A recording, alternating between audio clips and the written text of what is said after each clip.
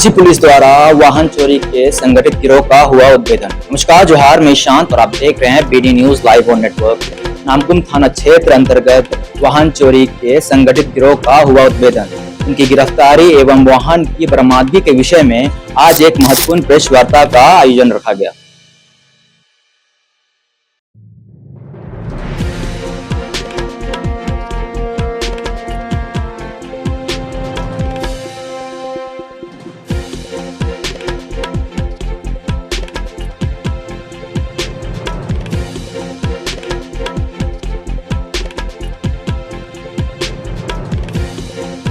देखिए, कल रात्रि 8:30 बजे के आसपास एक गुप्त सूचना प्राप्त हुई थी कि एक व्यक्ति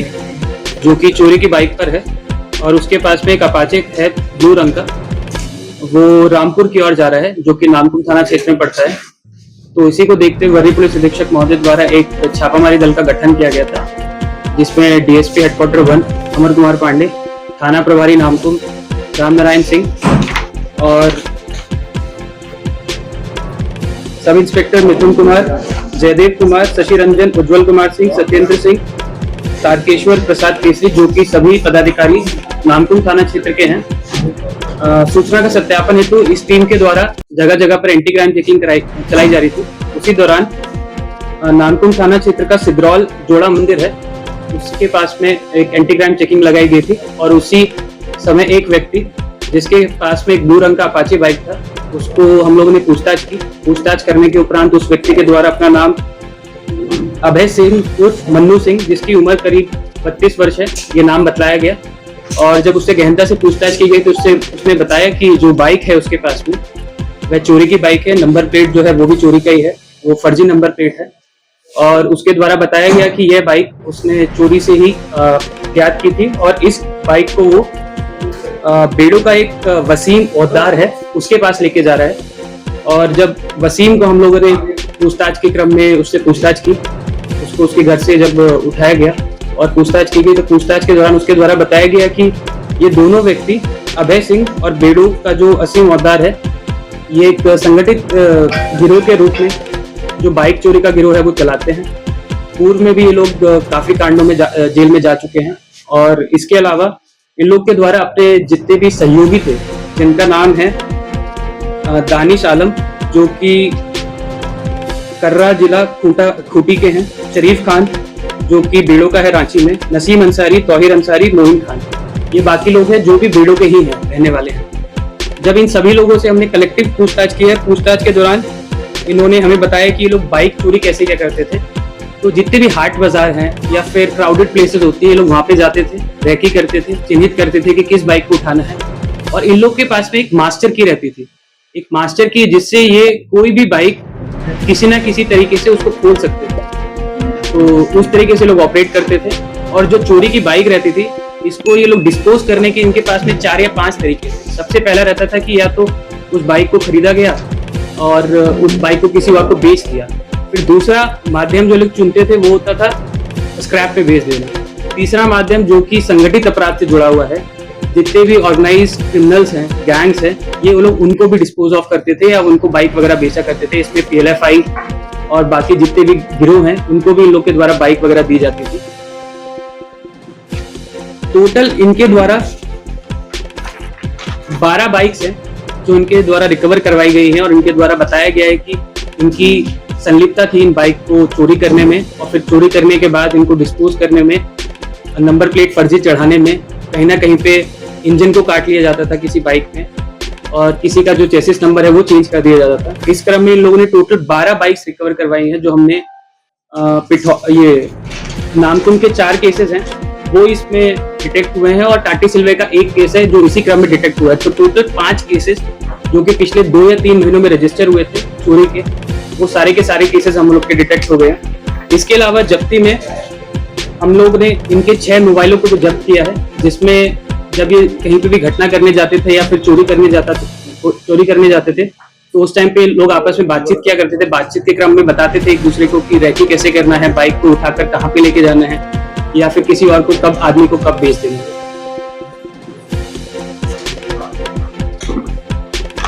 तो अभी टोटल 12 बाइक बरामद की है, दोबारा बताना चाहूंगा, और इसके बाद हम लोग इन्हें पुलिस रिमांड पे दोबारा लेंगे और 12 के अलावा भी हम लोग को लगता है कि तकरीबन आधा दर्जन बाइक और रिकवर ये लोग अपने लिए करेंगे। इन लोगों के द्वारा जो बताया गया संगठित गिरोह को नियमित देता है, जी जी, उन बाइक का इस्तेमाल किसी आपराधिक घटनाओं में अंजाम दिया गया है, उसकी वैसी जानकारी इन लोगों ने जो बाइक दिया वो संगठित गिरोह या किसी इस्तेमाल करके उसको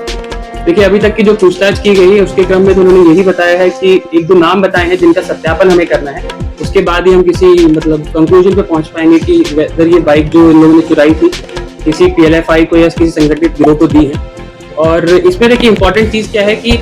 जो ये लोग कांड करते चल रहे हैं, तकरीबन 2017 से लोग इस तरह के कारनामे कर रहे हैं। 2017 से लेके अभी तक 2026 तक 9 साल में तकरीबन अभय सिंह के ऊपर 7 कांड दर्ज हुए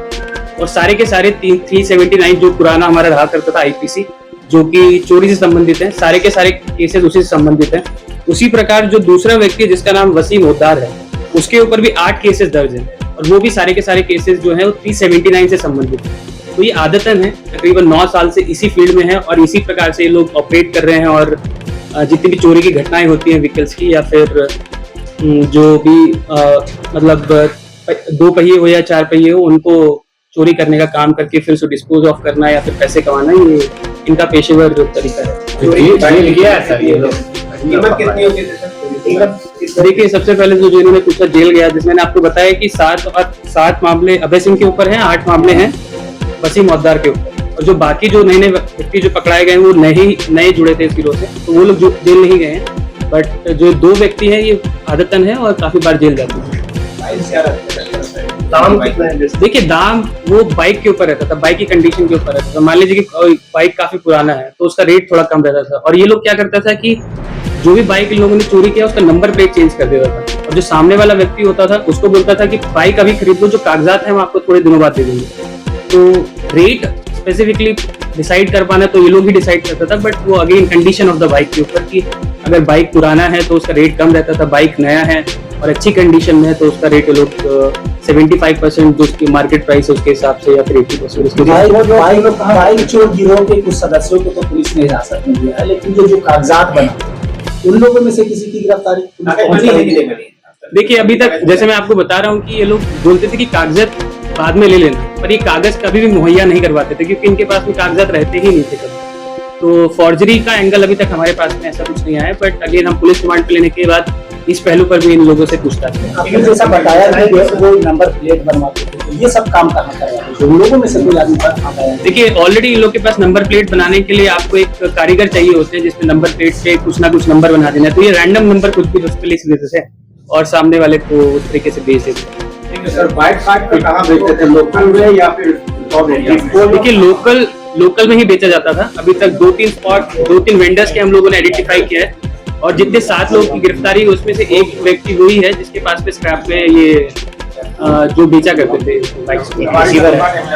हाँ सर, तो ऐसा व्यक्ति नहीं पकड़ा जिसकी जो खरीदा है चोरी का बाइक? नहीं, उसमें ऐसा कोई व्यक्ति नहीं है जो बाइक को खरीदा है फिलहाल।